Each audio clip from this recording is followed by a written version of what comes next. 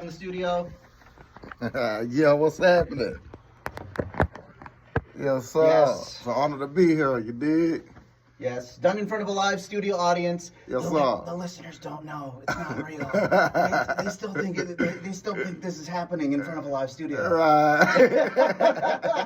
But we have King Cooper live here in the studio, and King Cooper, why don't we briefly start by, maybe this is someone's first time hearing of you. Maybe this is the first time of them hearing of your music. Why don't you briefly introduce yourself, my guy? Okay, man. King Cooper. I go by EntertainerKingCooper only because there's so many King Coopers doing this rap thing. But I went with King Cooper because that's my pops and my family last name on my daddy's side, you dig? So it came from, 3P. I don't know if you want me to go into that, if you ready for me to go into that. That's up to you, man. Yeah, man. Coming out of Little Rock, Arkansas, man, I ripped that Little Rock, Memphis, you dig? So this a movement, man, from Little Rock to Memphis to the Bay, you feel me? And I started out as 3P, you see what I'm saying? So people in the streets, talking about calling me 3 for short, you feel me? I went to California pursuing this thing in 2010 in LA. They called me P, you know what I'm saying? And yeah, man, that's just how that's what I go by. You see what I'm saying? So King Cooper, Entertainer King Cooper, YouTube channel King Cooper 777. You did? Dope, man. So I mean, King Cooper, you said that you've been doing this for how long? Man, over 20 years. Wow. So again, you've been in for a minute, and not only that, but you've kind of seen the evolution of kind of hip hop happen. You know what I mean? I was eating off of CDs, man. You did pumping about the mixtape, man. Master P taught us all of that. For sure. Yes, sir. Yeah. So now let me also ask you, what got you interested in writing music? Oh, man, I started writing music in elementary school just because I wanted to show off on the bus. So I went to school on the other side, so we had to cross the bridge to go to school. And in the morning, they woke us up extra early because we was coming from Little Rock going to school in North Little Rock. Well, I used to want to show off on the bus, so every time I go home, all of my favorite songs on the radio, I would actually get a pen and paper, record the song on a cassette tape. We had cassette tapes, and I would actually write down what they were saying in the song, lyric for lyric. And then once I got it wrote down, I would learn it, and then memorize it. And on the school bus in the morning, I'm either singing or rapping. You know what I'm talking about? No, for sure. Now, hold on right quick. For the generation that doesn't know what the hell a cassette tape is, it was this little piece of film in this plastic box, and that's how we listened to music. There was no streaming, there was no CDs. Right. Point and case there. Yes, sir. I mean, again, you got to explain it to some of these young That's kids true. out here. They're like, you give them a cassette tape, they're like, what is this? that? So we used to put tape on it just to record over the original tape. To record, to download what YouTube is today, that's how we did it. That's how it was done. You either hold it right to the speaker, or we're smart and you put it on the second deck, you put the radio on, and then you click record on the second deck. Sir. And you're like, oh, thank God. Yes, sir. That's it. But, so let me also ask, who are some artists or maybe producers that influenced you to do music? Because from the song Hold Up, I feel like there's definitely some influence of slow jams or R&B. But with a touch of hip hop. So again, let us know, who are some artists or producers that kind of influenced you to influence your style. Okay, so go back to that question on starting writing.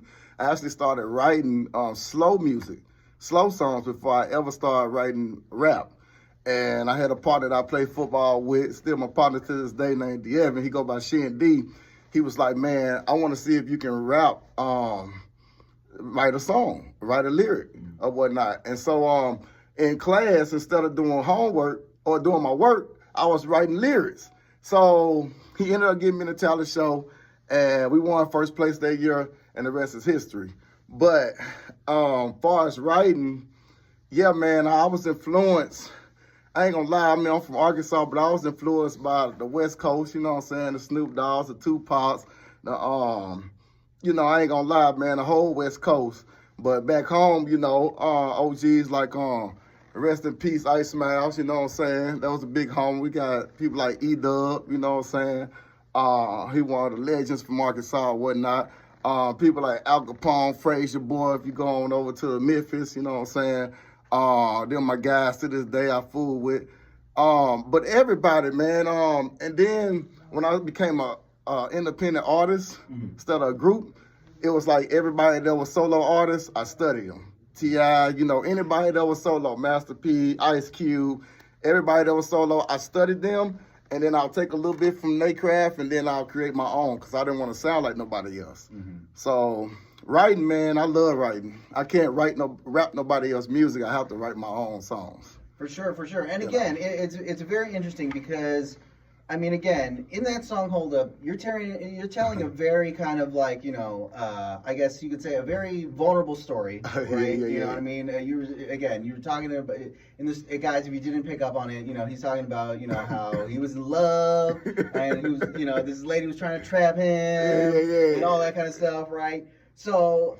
And again, it's interesting because, you know, most people when they think about hip hop rap, you know, they think of, you know, like, you know, the West Coast gangsta stuff. Yeah. They don't really kind of, you know, hone in on like, you know, the slow jams or, you know, they don't really kind of put too much thought to like, oh, you know, it's all like gangsta music, right? And you don't really kind of harp on those slow songs because you're just like, oh man, like it's slow, like that's not gangsta, you know what I mean? I'm not playing that song out on the whip and all that kind of stuff. I'm not in my feels, you know. So again, it's a very kind of interesting. It's a very interesting kind of perspective on, you know who influenced your style of music. You know DJ Chips, you gotta understand, I'm come from Little Rock, man. You know, we known for gang banging in Little Rock. So I lived that gangster life. So I never wanted to talk about it in my music because I didn't want the police to know what I was actually out here doing to make money. So I always been different like that, you know. And my life, OG Fleetwood said it earlier, man, my life is a movie, so I got to record it. I felt that because my life is a movie, you see what I'm saying? So I got any type of story, I can write it, and I can, you know, put it out there. Country, rock, it don't matter. I can write any type of song, any type of genre. I was blessed with the skills, brother. For sure. And when you do get to that point of writing a country song, please let us know. Hey, man, big as the plug, he beat me to it, but I'm right behind him. I'm still waiting for a hip hop artist that says, "Yo, man, I do country," and I'm like, big as the plug. Please, somebody send it to us. But you know what, man? Yeah, I'm definitely on that, bro. Oh, man, yeah. That's definitely. Okay. So, I mean, again, tell our listeners a little bit about that last song. Again, Hold Up. It's a song, again, like, as I said, you know, it's a very lyrical song. It's very vulnerable, but, I mean, tell us the story behind it. You know, what inspired it? What made you write that song? You know what, man? I had to tell my story. I like to tell my story without bashing people because I'm, like, direct. So when I used to do beefs, if you call me out, I'm going to put your name in the song. I don't do subliminals. And I've been hurt in love, right?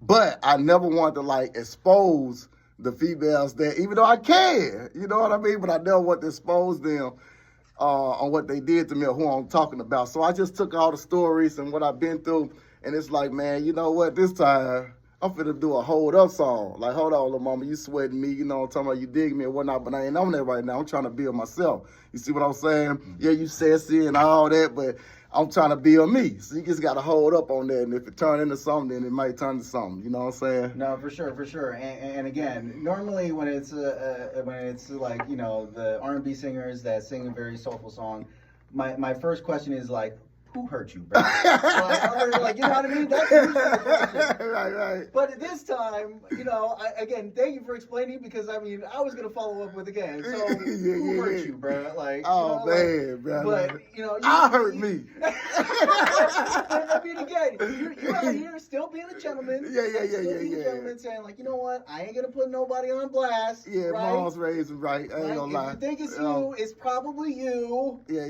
So, Straight up. No, for sure. Now, is that song is it a standalone single? Is it part of a bigger project that you would put out? You know, tell us. You know, What's crazy? The song is old. I had a project that was lining up, and it was like, okay, drop Hold Up, then drop Do What I Do, and then it was drop Little Rock to Memphis, and then it's supposed to be, we'll talk about that later, but the next song that you'll be playing later. And I stopped at the last song, and so I'm picking back up right there. So this ain't even part of the project I even had in mind. I ain't gonna lie, I'll tell you how God worked. Meeting over Fleetwood, that's what made me even come out with this Bad Bitch song, because I'm sorry for cussing. It's all good. It's all good. He needed me to Bad Trick song. Right. That's what I said. I don't know what happened. He wanted me to actually like help a song that was done. Now he picked another song that he wants for his movement, but it's not ready yet. Okay. I just did it in GarageBand and it's just sitting there. Okay. And so it's not part of no movement or whatnot. That was like just a single. Oh, you know what? I remember now because it's an old song, but I put singles out to promote my mixtape at the time. Right. And so I was dropping singles just to give them something, then boom, hit them with the mixtape. But when I dropped the mixtape, I had a whole tour for that. Like I was going to perform the songs everywhere and whoop, and then COVID hit. Okay. Yeah. So basically, I mean, again, you know, to kind of, you know, basically give everybody the nuts and bolts. It started as part of a bigger project, right? Right. And then you just slowly kind of had to pick it apart, you know, to kind of like keep the content going. Yeah. Right. To slow the roll down a little bit. Yes, you know? sir. No. And again, I totally get it. I mean, again, you know, the pandemic hit and it threw everybody for, you know, we were locked in and it threw everybody for a loop. So, right. you know, a lot of you guys, you know, had your music like, oh man, it's ready to go. I'm ready to go on tour and do this. Right. And then, nope. Oh my God. Yeah, but no, and again, that's probably was the smartest play for a lot of artists is to, you know, like, all right, you know, we got to now start drip feeding the content a little bit. Right. You know what I mean? Just so that in that way, you know what I mean? Like, you don't like, oh man, you know, post COVID is like, oh, I ain't got no more material. You know what I mean? Right. So, hey, you know what? Hats off to you. And again, you know, that's the interesting thing is about projects is that you can slow roll it out, or you can, you know, drop it all, you know, all in one hit, and then everybody's like, yo, like, this project's a banger. So, I mean, again, now your latest song is called Bad Trick. I can't say the other word, guys. I'm sorry. You know what I mean? But if you get it, great. If you don't, it's just called Bad Trick. I don't know what you want me to tell you.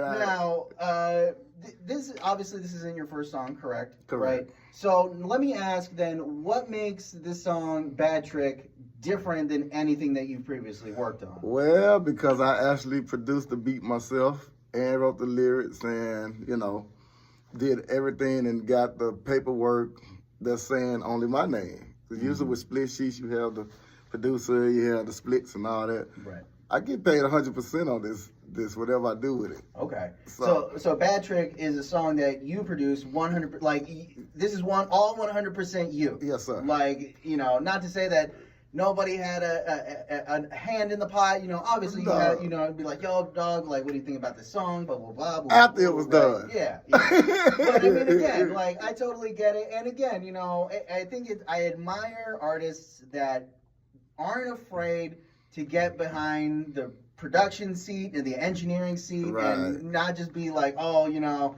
I'm out here just writing. Like you were touching every aspect of your project, you know. And again, not to say that like, oh, if you collaborate or you work with other, like, I'm not bashing y'all. Like, it's cool. I encourage it. Right. But again, it speaks to a lot. It speaks a lot to you and to the independent artists that are like, I am 100% behind every single aspect of even one song, from the conception of the idea through the production and then through the finalization. You know what I mean? So I mean, again, I have to admit, you know, that's quite an undertaking, even just for one song alone. I don't even want to know for the artists that are like, hey, you know, like, it's for the whole project. I'm like, good God. So, hey, you know, again, hats off to you. Now, can you take us through the whole music making process for this song? Because I mean, again, you're coming at it from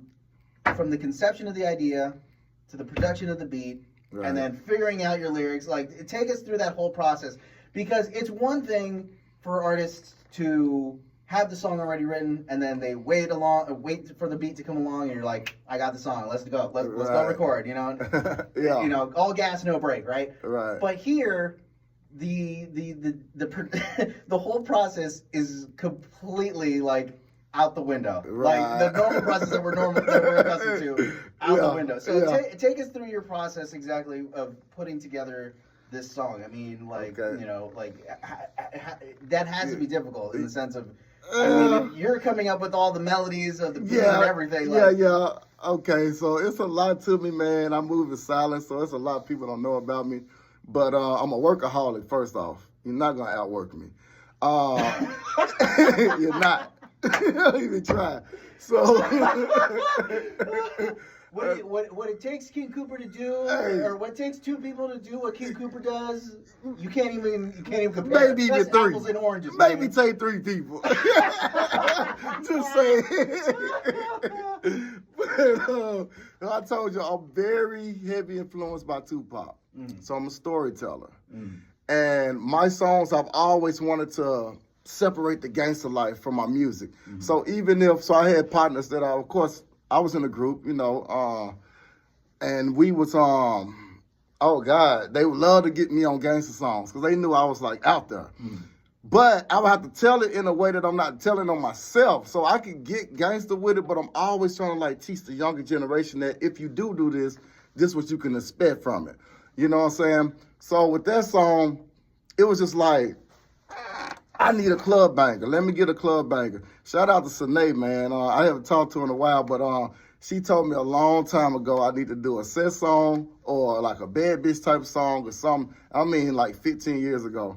And I was like, man, I'm not on that. You know, I'm talking about I don't want them to like make me into like a club banger type of artist and this and that. So I said, I need me a club banger, man. And so I just said, let me just try to make me a club banger beat. And then when I made it, it was like, well, this might be all right. Basic, you know what I mean? Not too much. And then I came with the song, The Bed. I was like, oh. And I just put it together, man. How I knew it was going to be a good song was, first people I kind of let hear it was my mama and my sister. And they was like dancing to it in the kitchen. You know what I mean? I'm like, dang, excuse the cuss words, mama, but Guys, here's a nice music industry fun fact or nugget of knowledge.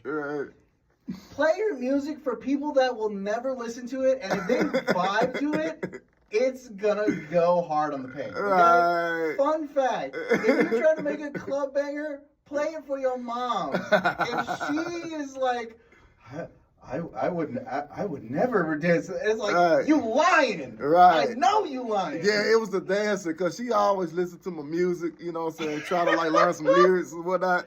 But the dancing to it, I said, yo, because she's a beat person. So I'm like, oh, I finally got a beat that, you know, because I'm a lyricist person. Right. You see what I'm saying? So I was like, okay, I might got something.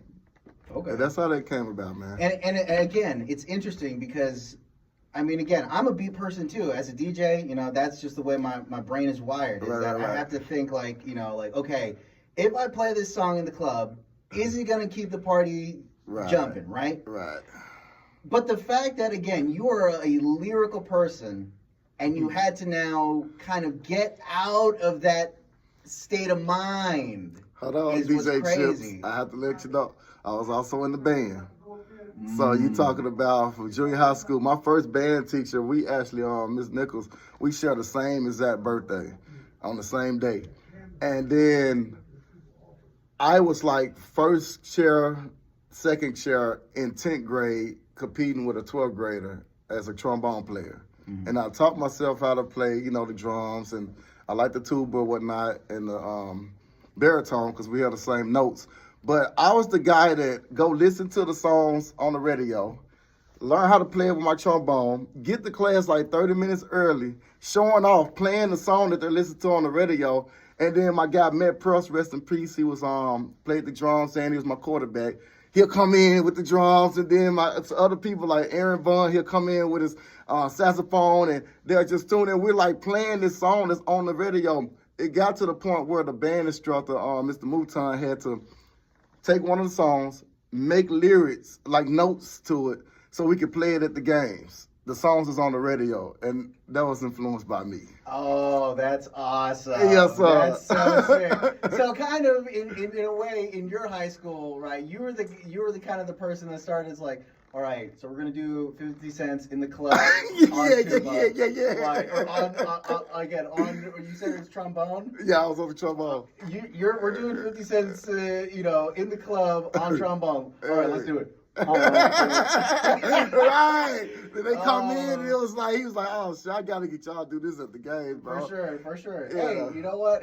Hats off to that teacher. Man, Mr. Mouton, shout out Mr. Mouton, man. Oak Grove High School, you did. Yes, for sure. I mean, that's inspiring students. You know, Right. That's kind of like building them up. You know, not being like, all right, we're gonna do this old song that no one cares about. It's like, no, we're gonna do a song that y'all is down for, Right, and we're right. gonna keep it gangsta. Yeah, for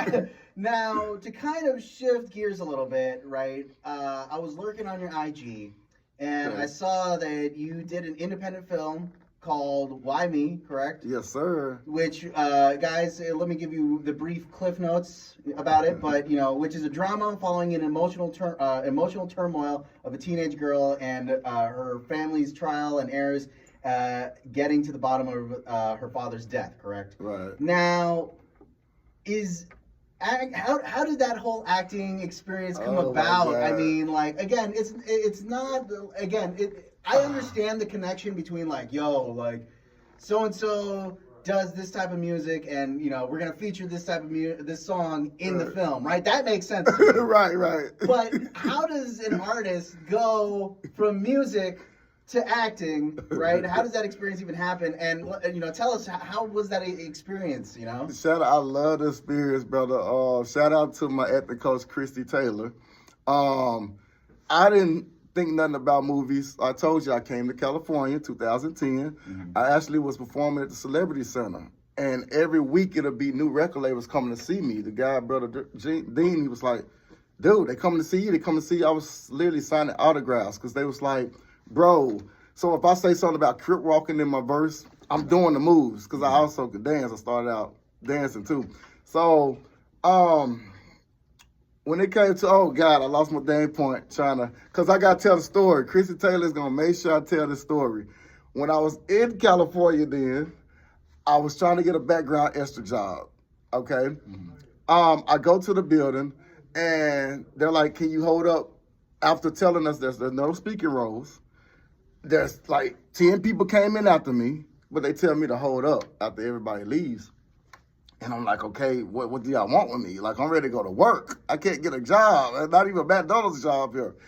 And so they're like, oh, yeah, come in this room. And they hand me these scripts. And I'm like, what the heck is this? I said, I'm not an actor. I do music. Like, I'm just trying to get work, support myself. And they're laughing at me. They're like, oh, yeah, go see such and such. And they send me to these offices. And, oh, yeah, we need a headshot. I'm like, what the heck is a headshot? I come from the street, so when we say headshot, we talking to a female. You see what I'm saying? Right. So I'm like, what type of shit crap y'all on, man? Oh, Right. hey, I ain't with that. You see what I'm saying? Headshot means a lot of things to a lot of different people. It Right. just depends where you're coming from. Yeah. So they telling me, and I'm like, well, look, is that all I need? Because I'm spending my last to get down here. Like, I'm in LA and I'm taking the buses and the trains to get to Hollywood. And they sent me to this lady, very beautiful, nice Asian lady. And I finally got the right headshot. And she was like, oh, God, this is amazing. And I'm like, okay, can I just get it so I can take it back to there? I'm trying to go to work. You know what I'm saying? I don't know what you see. It's a picture of my big head. How is that amazing? Again, you don't understand what they're looking at. But No. you're just like, okay, thank you, I guess. Right. So I go back to the building, DJ Chip, and listen, they're like, okay, well, now we need this, now we need that. I said, well, look, I can't keep going back and forth with you guys. Can I go to work? And they was like, well, we want you to be in movies. We want you to be in the Karate Kid. We want you to be in the, it was a Karate Kid 2, I think, and then the Homeless Kid they was shooting.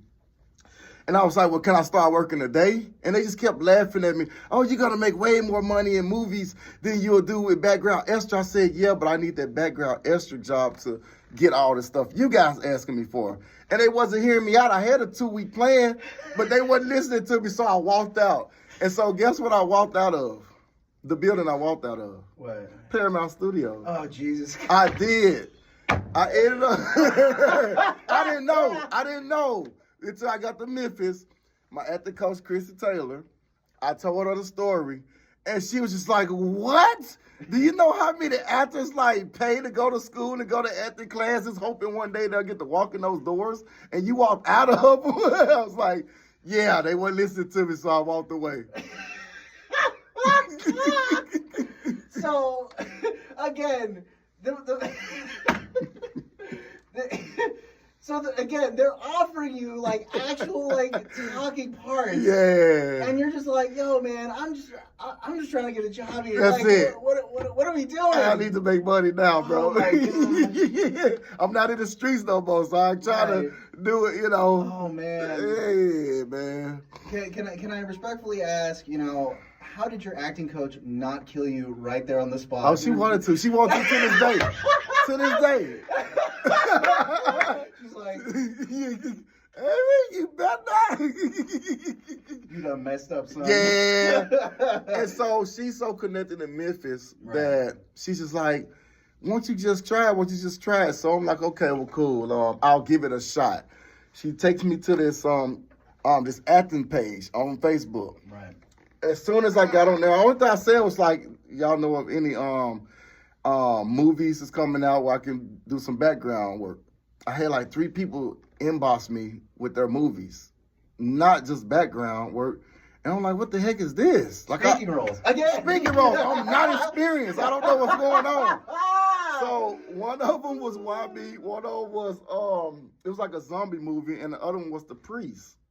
I was able to watch the old Priest movie on YouTube, so I kind of liked that because I'm like, I see how I can make it better. I see how I can, enhance it a little bit. But then I read that Why Me script, and I was like, oh, the story.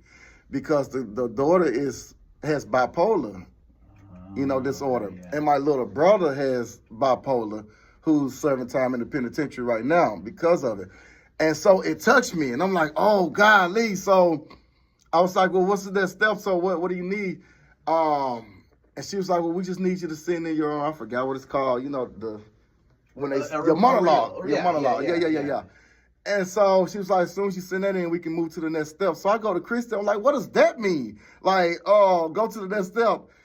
Does this mean I already got the part, the role? Right. She was like, dude, I told you, it's just this look you have. Sometimes it's not about the experience, it's a look they go for. And that's when I found out, it must be the look then. Because every time from that point on, when I get on the set, I know my lines, but they're always adding in extra lines. Right. Adding extra. And shout out to Erlina Brown and her daughter for writing that movie, Why Me? You know what I mean? It was an honor to be a part and to act with alongside with the other professional actors I was with, But that's how it got started, man. And so Christy got movies right now. She's waiting on me to get in, but I literally put the entertainment business on the side to pursue my real estate, business.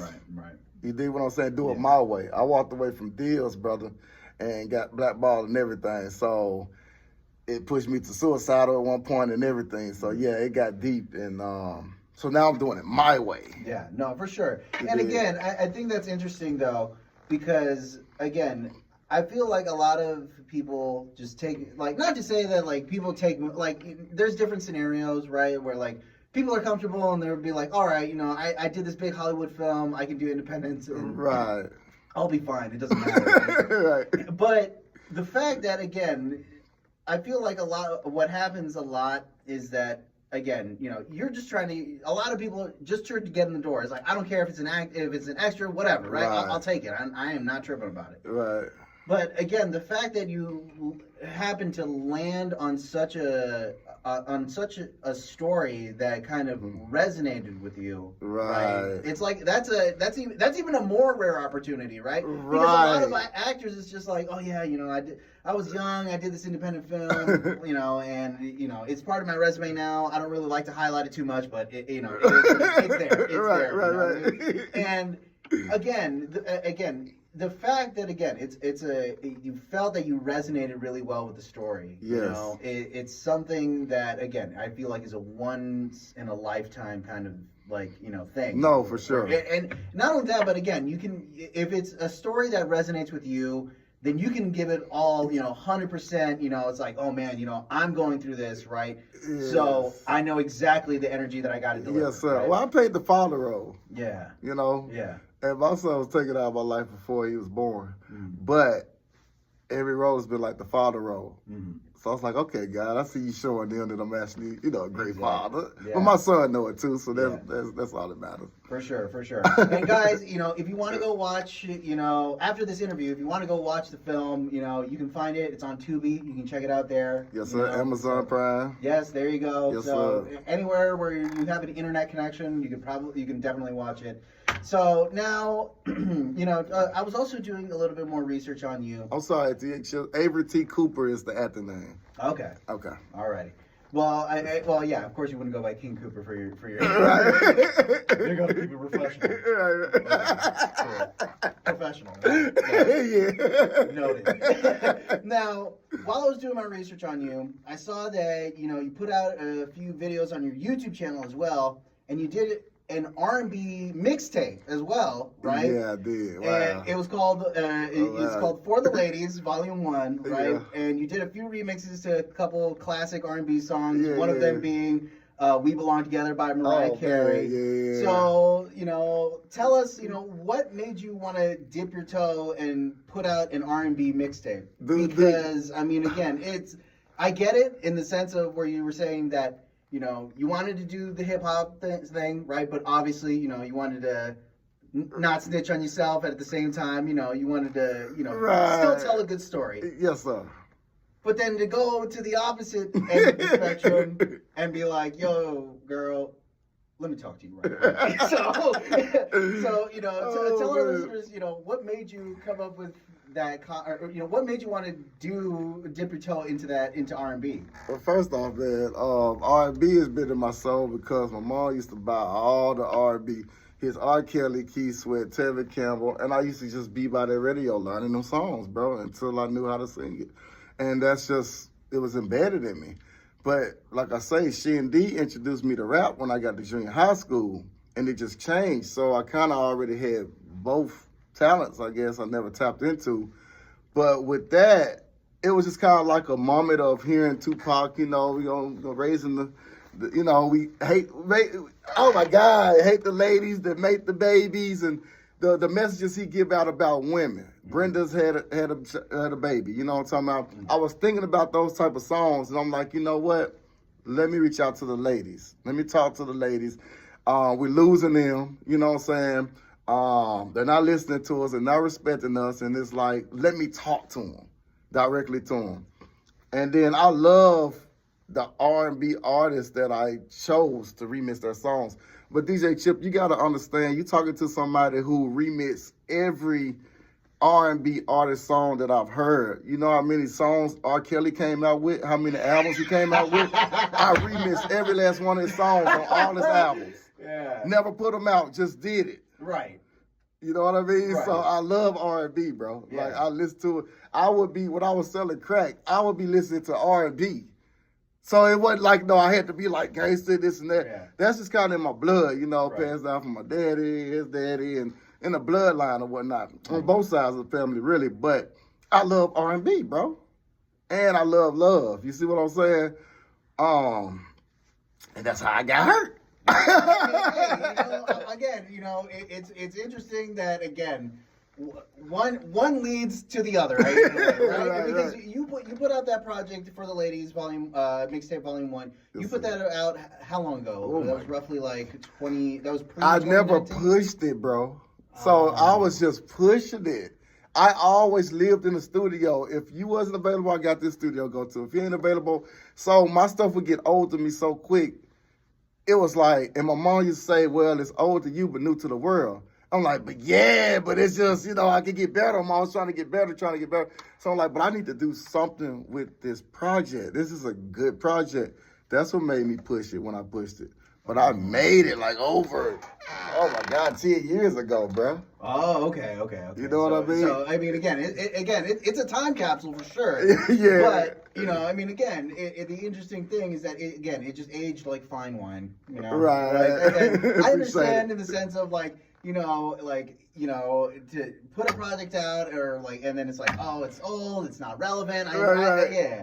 So I mean, but again, some things they need to age like fine wine. That's true. So That's true. and again, it's again the way that your mom's put it was it's old, yes, but it's new to the world. Right. And I think that's definitely something that a lot of artists do still kind of need to take to heart a little bit. That's true. So now, also, I saw that you did a mini podcast on your YouTube channel, right, called Real Life Stories. Hey.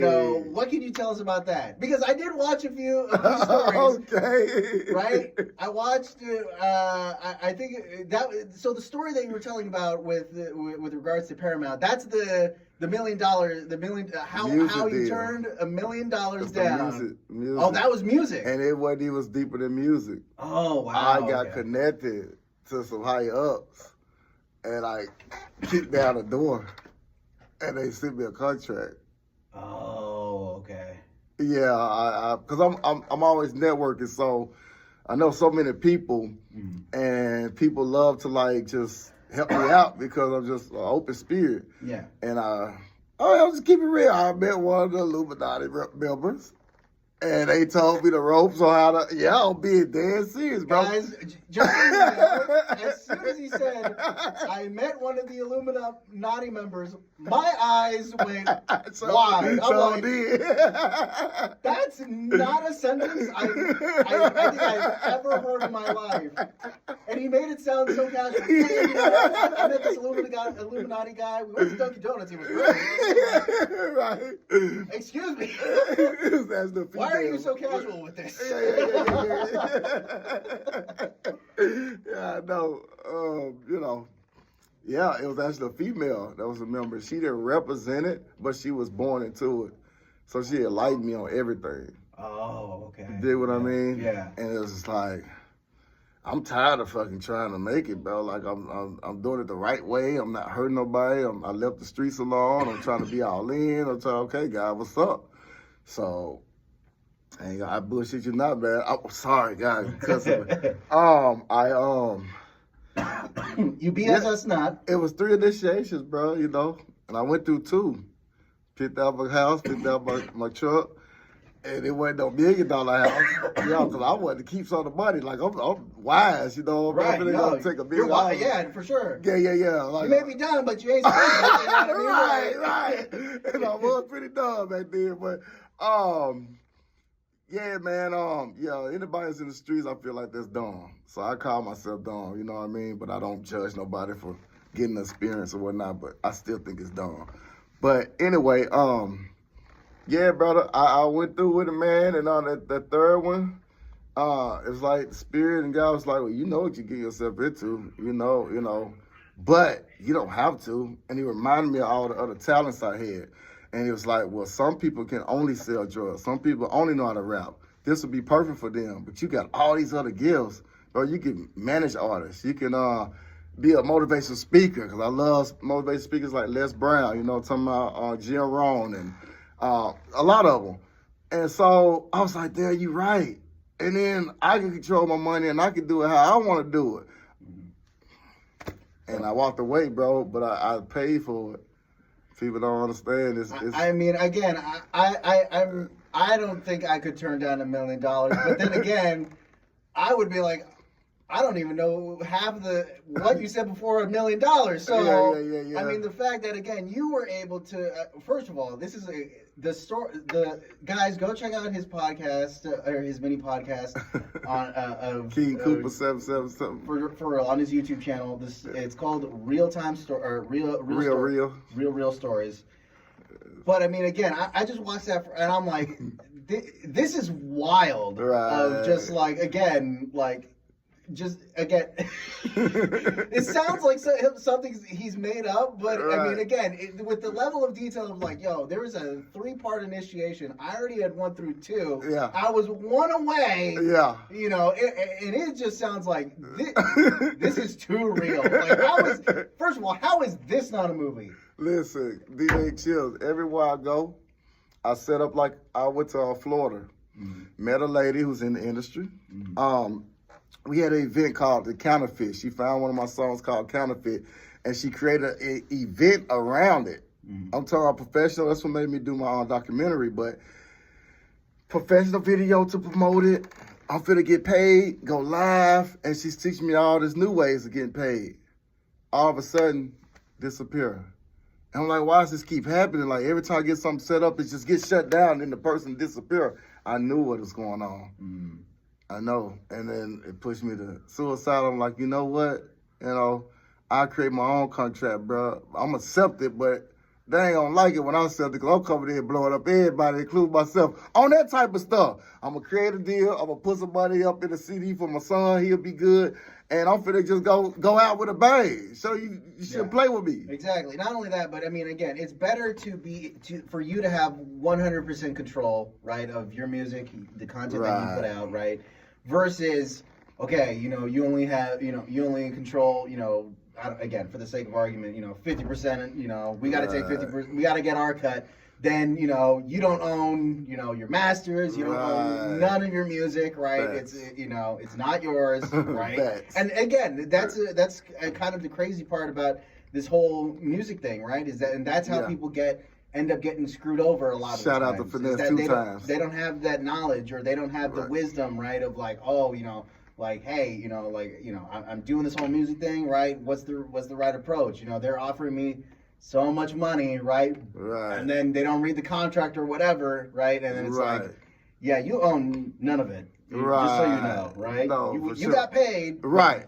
It's not yours. That's a loan. Right? And it's just like, damn, like all that work, you know? Right. So, but, you know, King Cooper, to kind of shift it back to the music. You know, that was a crazy detour with the Illuminati included. I was not expecting to go from a story about you going into acting to Illuminati and then back to music. I was not expecting to take that little detour. So, you know, King Cooper, you know, let me ask, you know, to kind of bring it back to music, you know, are you currently working on another project, and you know, are you looking to do collaborations, or you know, are you even looking to maybe dip your toe into other genres, you know, when it comes to this whole music thing, you know? So I mean, you know, tell us, you know. Yeah, I love music, brother. I'll collaborate literally with anybody. I promise you, it doesn't matter. I can write any type of song. I can give you a great story and everything. But like I told you, Fleetwood got me back on this right now. It's not my timing. It got to be God timing, because I put all this to the side. I'm only focused on my real estate. See what I'm saying? Building up get my capital right, and then I can make moves how I want to. You see what I'm saying? But I ran into Fleetwood, just being myself, just, you know, it was just God connection. And then next thing you know, I'm trying to look out, you know, he's going to Memphis. All right, let me connect you to some people I know out there. Here he go. Well, man, I want you to meet my guy at the radio station, isn't it? I'm like, man, I'm cool on that. But he kept saying it, so I knew I couldn't say no. I just had to go through with it. So here we are, man. It's a blessing. Wait. Okay. There we go. That's the bat phone. So here we go. I am now nervous. Here we go. KPOO, you're live on the air with King Cooper. Hello? Hi, you're live on the air with King Cooper here on KPOO on the Madhouse. Oh, okay. Well, just out of curiosity, what area code are you calling from? Shout out to the 501 for listening. Hey. Thank you so much for listening. City, baby. Appreciate you. Arkansas. Yeah. Alrighty. So, King Cooper, you were no stranger to the stage. So let me ask, have you had a chance to perform any of your songs on stage yet? Oh yeah, man. I started out performing before I ever recorded a song. So I perform all my songs. I haven't performed Bad Bitch. Cause like I say, that was when I dropped and I just put everything kind of on halt or whatnot. But most of my songs, when I'm in it, I'm in it, bro. I used to do like 2-3 shows a week. So in Little Rock, shout out to Ladies Man Kane. My mama was working there. She connected me with him, and he would like call me up, like, okay, we got such coming into town. Do you want to open up for him? And it's out the bag right now. He told me not to say that back then because he wasn't charging me. So he'll say, don't let other artists know that I'm not charging you because I fool with you because they're paying.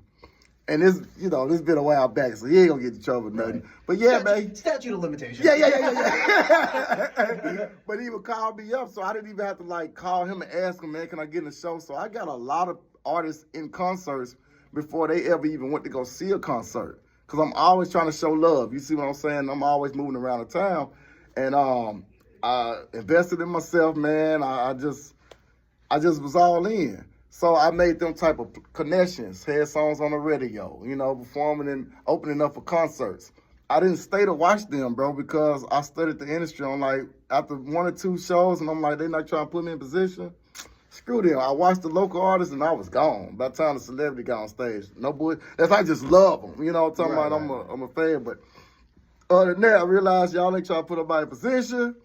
I don't want to meet you. I'm not going to pay you to take no pictures. I always been like this, bro. I've been kind of cocky because I invested in myself. Right. Nobody came and handed me that and put me in position. So that's how I was, and that's how I am. So I walk away from a deal quick, bro. My spirit got to be right. I got to feel it or whatnot. Did I answer your question? Did I jump in? No, I think you kind of did. I mean, again, you're kind of taking a hiatus, right, momentarily, right? So you haven't really had a chance to kind of perform, on stage as well. I haven't in a while, man. Because like I said, I put it to the side. But once I'm in it, I'm in it. I'll pull up at an open mic, but it's going to look like a concert because I'm used to doing concerts. So when I go to new cities like OG Al Capone from Memphis, he was like, man, you want to make sure you're practicing your stuff every 2 weeks before the show, going over your stuff, perfecting your craft. And I'm like, that's crazy you telling me this because this is how I actually prepare for my shows. Right. But that let me know how you work. So it made respect them even more. Right, we're all on the same page. You dig what I'm saying? So like, oh yeah. When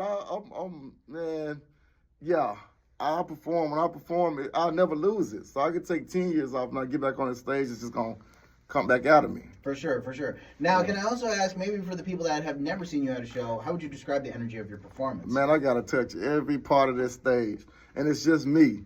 So energy. Energy is the best way to describe it. Alrighty, for sure. I mean, again, no one's just... Yeah. Nah, you gonna feel me. Yeah, exactly. Yeah. You're gonna feel all gas, no break. Right. For sure. Now, King Cooper, let me ask, so what's next for you? You just you've just put out Bad Trick, right? Yeah. And so let me ask, what's coming down the pipeline? Are you working on another project? Are you preparing to do some shows? Are you planning to shoot another music video for Bad Trick? What's coming down the pipeline? I am, so I can only speak on Bad Trick because the song I was gonna put out next, I'm not even speaking on the title. My boy in Texas made the beat, named Brandon, and it just came to me. Like, I didn't think about it. I didn't try to make it a song. I let it come down from the cosmos, and it's a hit. But I'm not even speaking the name because I'm a trendsetter, and people like to steal my ideas and then run with it. But when that come out, you'll know. But right now, I'm just working with Fleetwood. You know what I'm talking about? He got me back in this right now. That's not my timing, but I look at it as God timing. So I'm just running with the OG. And whatever come next, I'm just ready for it. But I'm focused on real estate right now. Okay. Just being honest. And then my vision is to get my own record label and sign my own artists and help them, you know, turn them on to real estate to where they don't have to get money in the streets to support themselves. Because it was live. That was me. Like, that's why I lived in the studio, because I'm always making money. So I'm finna go get something recorded, you know. Right. But the streets is changed now. You know what I'm saying? So I try to tap into other stuff to where I can show artists how to do it without going to jail. And you got your own money, so you don't have to feel pressure to sign no deals. Let Boosie tell you, you know, which is very, I love what's going on with Finesse because he's kind of exposing what's going on. And then Boosie come behind it and like confirm that, look, bro, everybody takes those deals. So if you're gonna sign it, be prepared to be in it for at least, you know, about 20 years. You see what I'm saying? And a lot of artists don't know that, and they just look at the money. He also said that, man, where I come from, ain't nobody telling you to read no contract. Man, nigga, that's a brand, nigga. We all sign that motherfucker. You know what I mean? Right. So prepare to sell your soul is what he's basically right. Get that bag. But if you're living a life so fast to where you could lose your life, and I was there, you know, you never know when a bullet gonna come flying your way. I'd have been shot at, fools, been on the news and everything. Or even, and I think I've even started to notice a lot with, you know, a lot of modern day, or not even mainstream artists, is that they take the fast money and then they just fade away. Yeah. Or like, you know, they shoot so fast, they shoot up so fast. Right. And then just when they hit that point and that's it. Just gone. And That's it's like, it. everybody's asking, oh, what happened to so-and-so? And it's like, man, he just fell off, bro. Right. Like, the music's just, he took his quick money and then just dipped, and that was it, you know? It became about the money. It wasn't about or the again, passion. or again, the music plan had no longevity to it. Right. You know what I mean? Right. Yes, sir. So, no, but I mean, again, so you have something in the works. You're not telling us there, and I respect it, you know. Yeah, so, you know. That's going to make the ladies want to get in the bed and have a kid by they man. Yes, sir.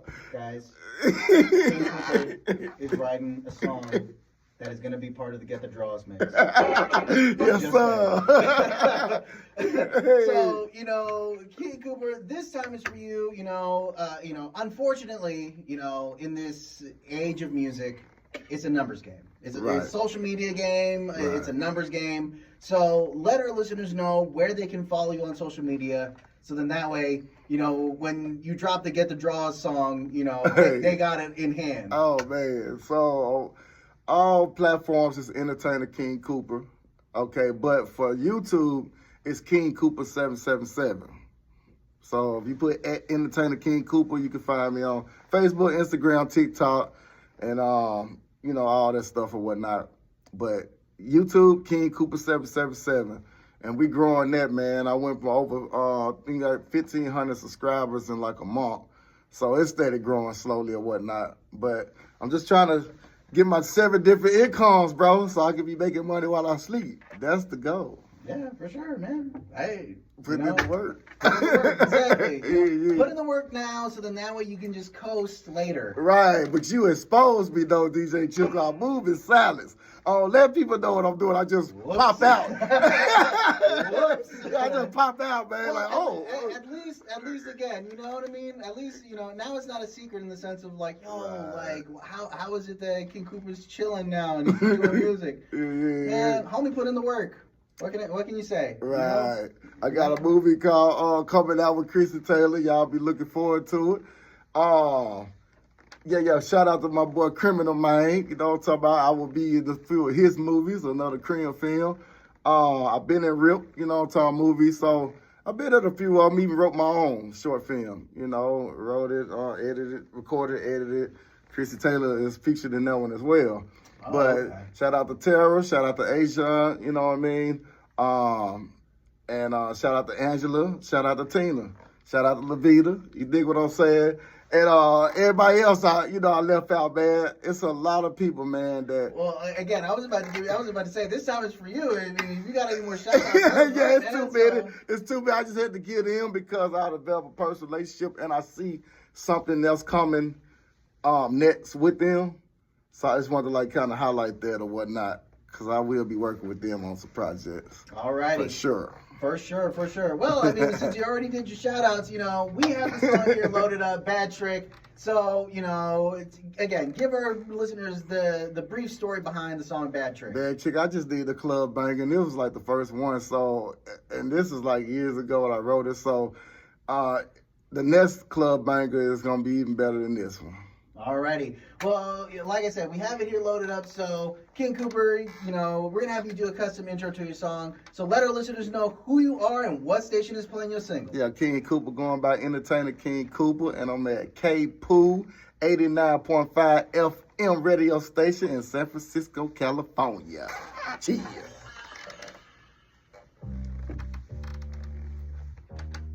Let me put some money makers out there.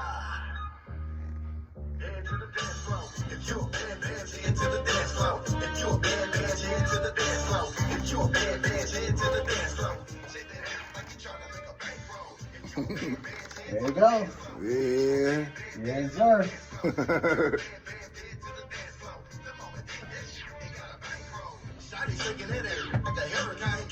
There you go, sir. Nice. That's it. Yes, sir. Appreciate you, buddy. Yeah, I mean, again, Yes, sir. Yeah. I got you. we were just here for having fun. Yes, sir.